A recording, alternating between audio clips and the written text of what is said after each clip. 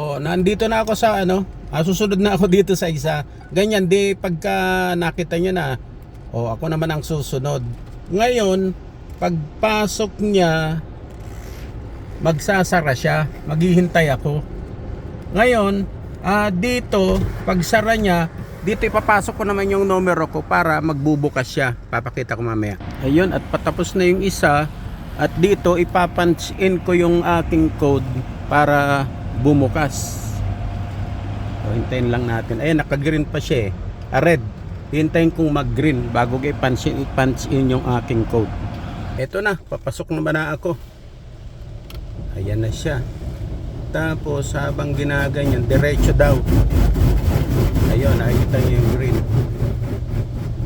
Diretso lang. Tapos sabi niya, stop. Stop ka na.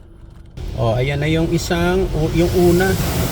Oh, nakikita nyo, umiikot siya, oh, car wash. Nakalagay doon sa green, yung green, hindi niya nakikita, ano, pero sabi niya, cleaning, washing, polishing, nakalagay lahat doon. Oh, ayan, nakalagay naman, forward. Forward ka na. Kasi hindi naman may oras pa bago ka, kasi tutuyuin niya pa eh.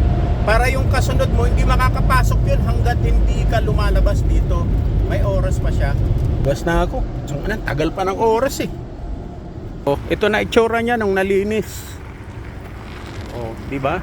Eh kaso sa pagmamadali ko, hindi rin masyadong natuyo eh. Hanggang doon. Oh. Oh, yan ang pagkakarwas dito ng sasakyan. O at least may idea na kayo para pag napunta kayo dito, alam niyo na gagawin, magpapakarwas ako.